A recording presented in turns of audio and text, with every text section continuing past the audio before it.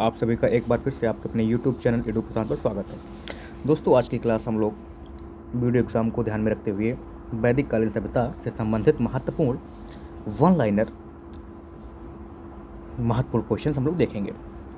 चलिए दोस्तों, हम लोग बात करें आर्य शब्द इंगित करता है, तो आर्य शब्द श्रेष्ठ वंश को इंगित करता है। अगर पूछा जाए आर्य शब्द किससे संबंधित है, तो हम लोग बताएंगे श्रेष्ठ वंश से संबंधित है। अगर क्लासिकीय संस्कृत में आर्य शब्द का अर्थ पूछा जाए तो एक उत्तम व्यक्ति से संबंधित होगा।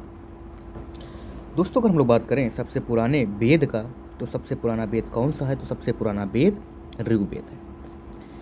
अगर बात करें वेद त्रयी की, पूछा जाता है वेद त्रयी में कौन कौन से वेद आते हैं, तो दोस्तों वेद त्रयी में 3 वेद आते हैं। कौन कौन से?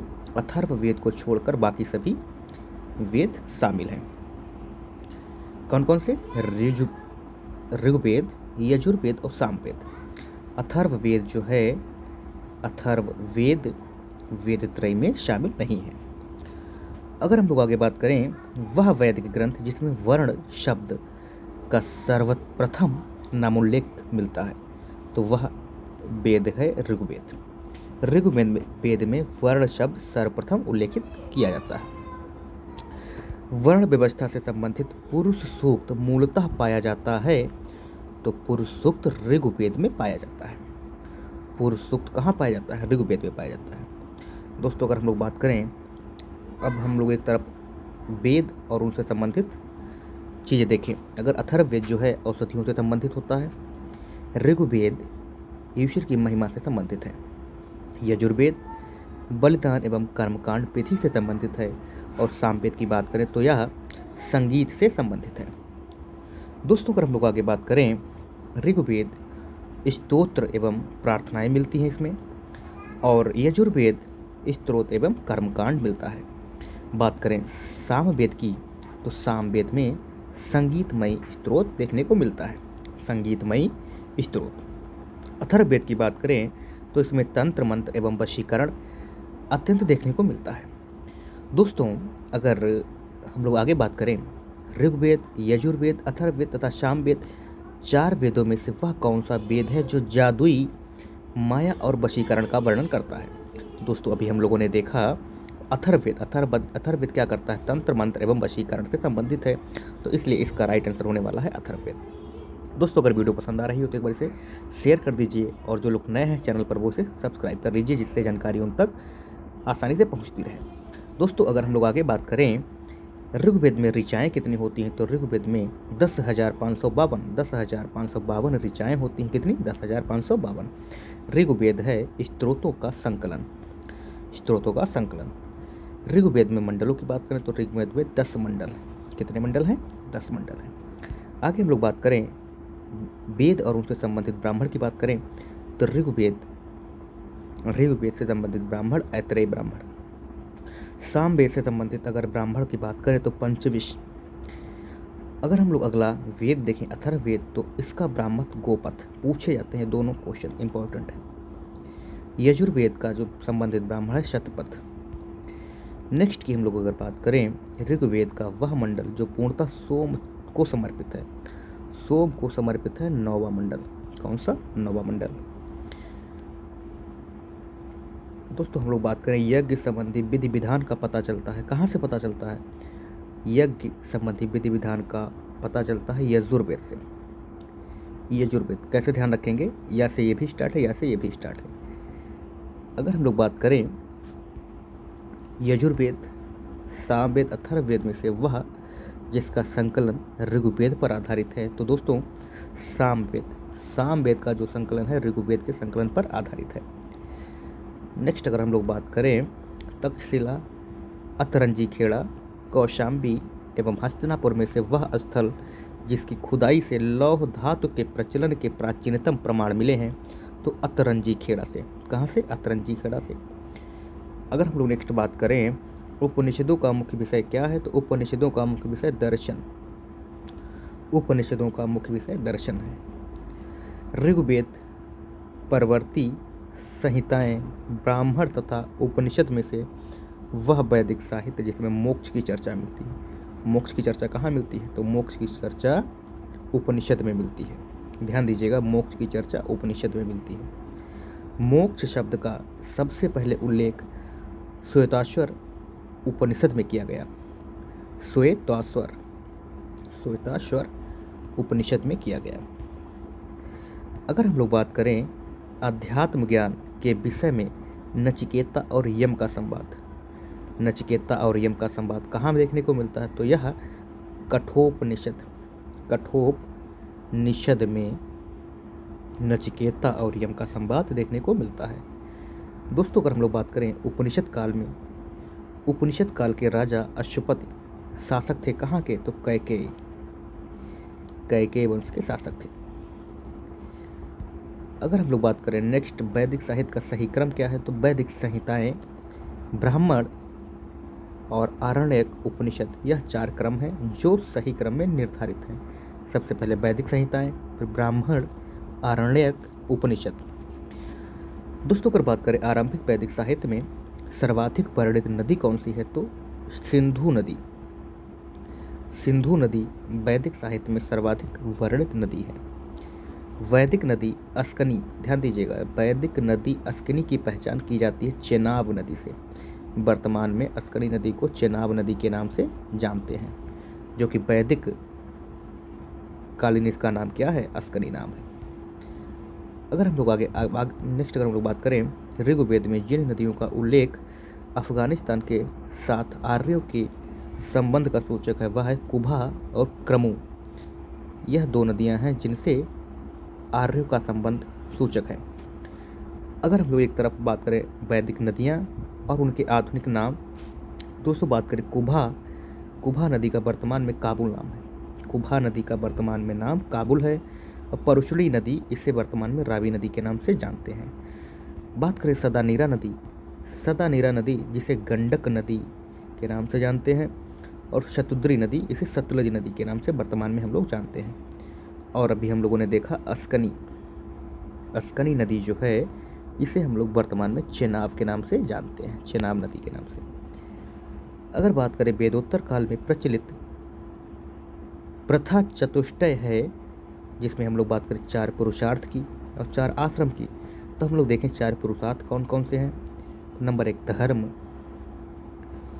अर्थ, काम और मोक्ष।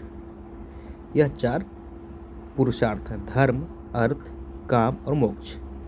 इनको ध्यान रखिएगा। अगर बात करें 4 आश्रम की बात करें तो ब्रह्मचर्य आश्रम, गृहस्थाश्रम, वानप्रस्थ एवं संन्यास, यह 4 प्रकार के आश्रम वेदोत्तर काल में प्रचलित प्रथा चतुष्टय हैं। धर्म तथा ऋत भारत की प्राचीन वैदिक सभ्यता के केंद्रीय विचार को चित्रित करते हैं। इस संदर्भ में सत्य कथन क्या है?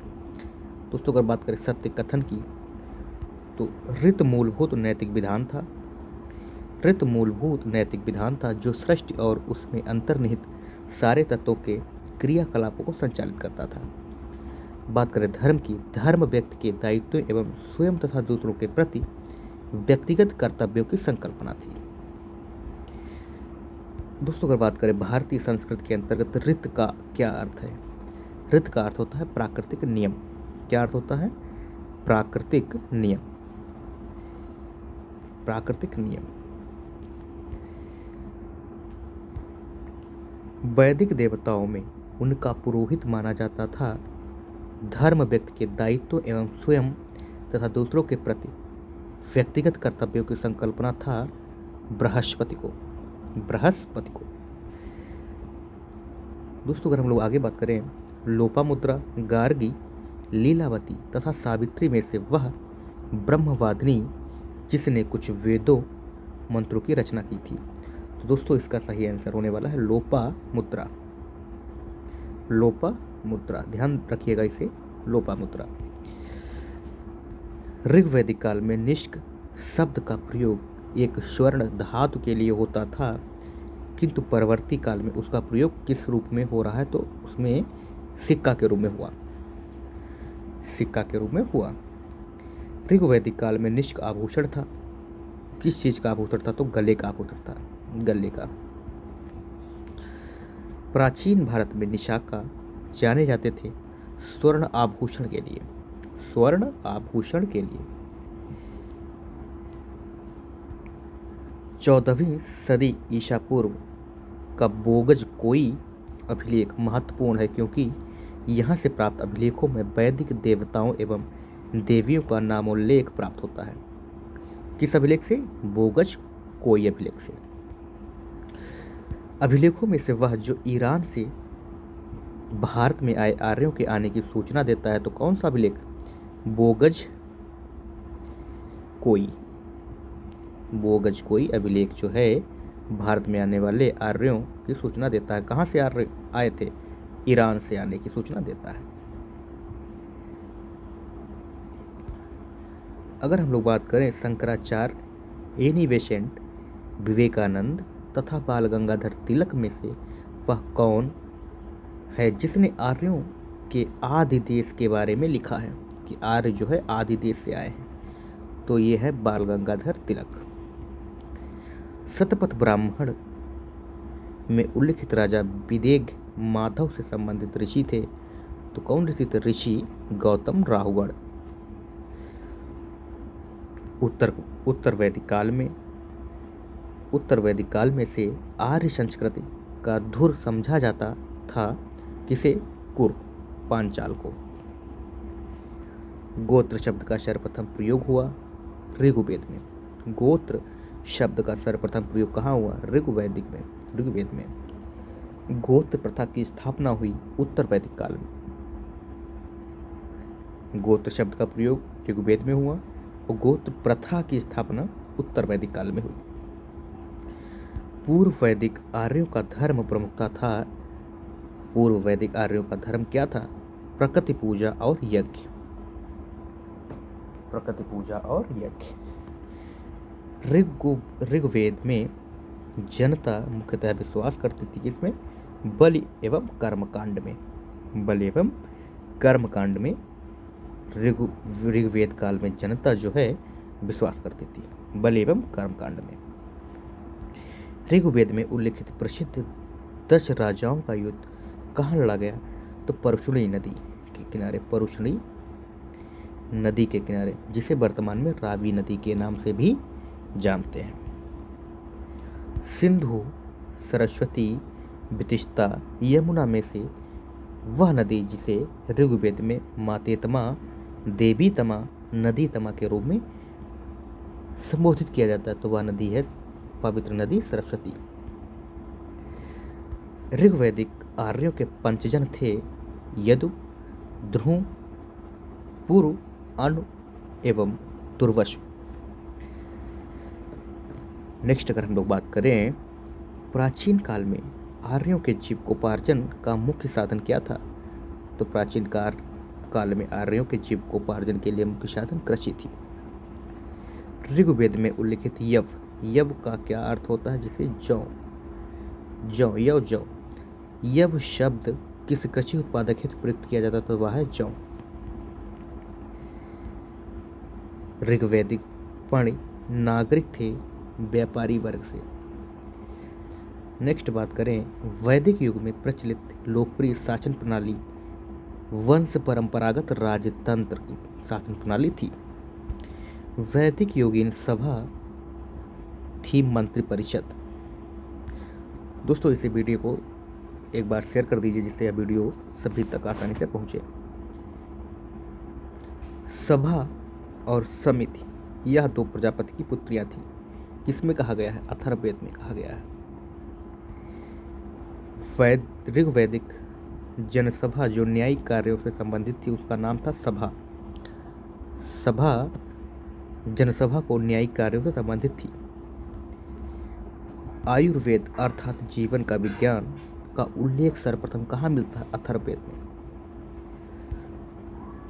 अथर्ववेद में मिलता है। ऋग्वैदिक धर्म था एकैक्यवादी या बहुदेववादी। ध्यान दीजिएगा, सर्वाधिक ऋग्वैदिक सूक्त समर्पित है इंद्र को। किसको? इंद्र को। सर्वाधिक ऋग्वैदिक सूक्त समर्पित हैं इंद्र को। ऋग्वेद में इंद्र के बाद सर्वाधिक संख्या में मंत्र संबंधित हैं अग्नि से। ऋग्वेद में देवता समझा जाता था इंद्र को। अगर हम लोग बात करें, नेक्स्ट हम लोग देखें पूर्व वैदिक आर्यों का सर्वाधिक लोकप्रिय देवता कौन था। पूर्व वैदिक आर्यों का सर्वाधिक लोकप्रिय देवता इंद्र थे। वैदिक देवता इंद्र के विषय में सत्य कथन है। क्या कथन है इनका, चलिए देखते हैं। वे झंझावत के देवता थे, वे वर्षा के देवता थे। वैदिक देवता इंद्र के विषय में यह कथन है कि वे झंझाव्रत के देवता थे और वे वर्षा के देवता थे। चलिए आगे हम लोग बात करें। 800 से 600 ईस्वी पूर्व का काल जुड़ा हुआ है ब्राह्मण युग से। 800 से 600 ईसा पूर्व का काल जुड़ा हुआ है ब्राह्मण युग से। गायत्री मंत्र के नाम से प्रसिद्ध, ध्यान दीजिए, गायत्री मंत्र के नाम से प्रसिद्ध मंत्र सर्वप्रथम कहाँ मिलता है, तो ऋग्वेद में मिलता है। गायत्री मंत्र की रचना की गई थी किसके द्वारा, विश्वामित्र के द्वारा।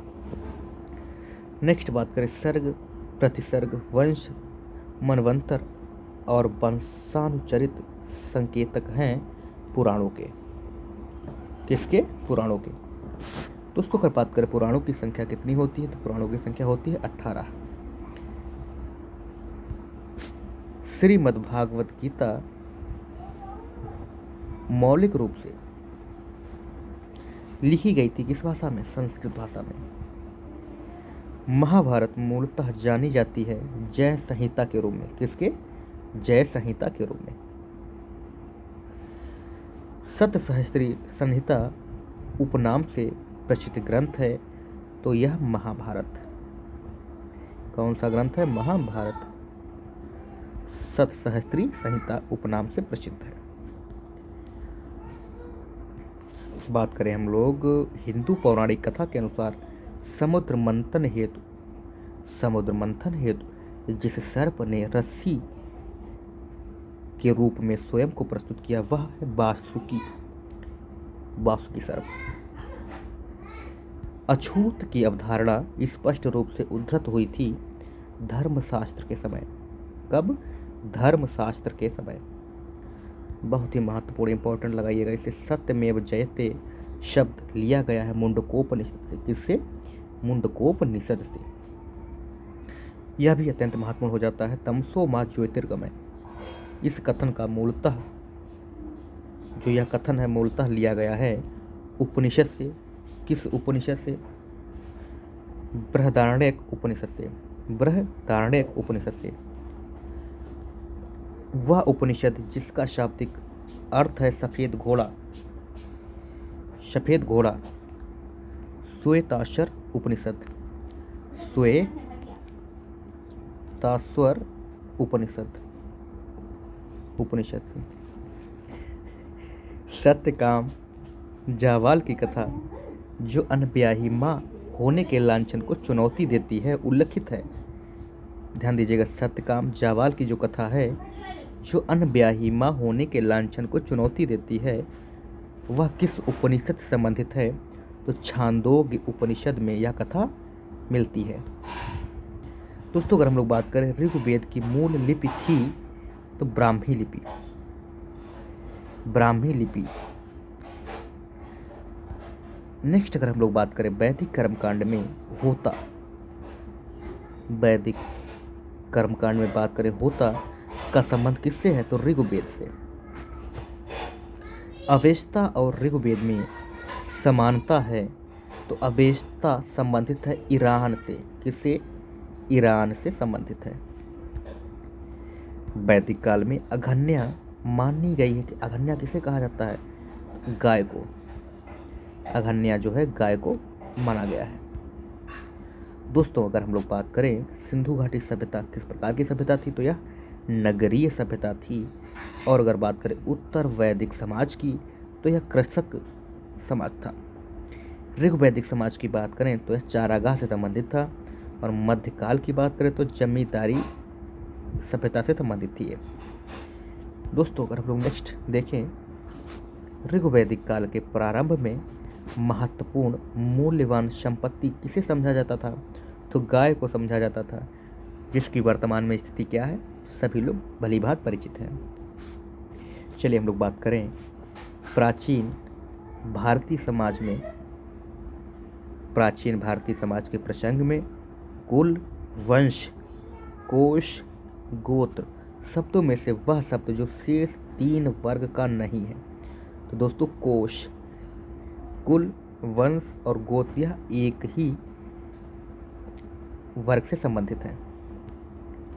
दोस्तों अगर बात करें संस्कारों की कितनी संख्या होती है, संस्कारों की कुल 16 संख्या होती है, अर्थात 16 प्रकार के संस्कार होते हैं। जीविकोपार्जन के लिए वेद वेदांग पढ़ाने वाला अध्यापक क्या कहलाता था? उपाध्याय। उपाध्याय कहलाता था। दोस्तों आज की वीडियो कैसी लगी आप सभी लोग जरूर बताइएगा। अगर वीडियो पसंद आई हो तो इसे एक बार आप अपने सोशल मीडिया प्लेटफॉर्म पर शेयर कर दीजिए, जिससे यह वीडियो सभी तक आसानी से पहुंच सके। और इस क्लास से आने वाले 26-27 तारीख को वीडियो एग्ज़ाम में 1 से 2 क्वेश्चन अवश्य मिलने वाले हैं, क्योंकि यह उसी को ध्यान में रखते हुए टॉपिक दिया जा रहा है। चलिए दोस्तों आज के लिए बस इतना ही। तब तक के लिए जय हिंद, जय भारत।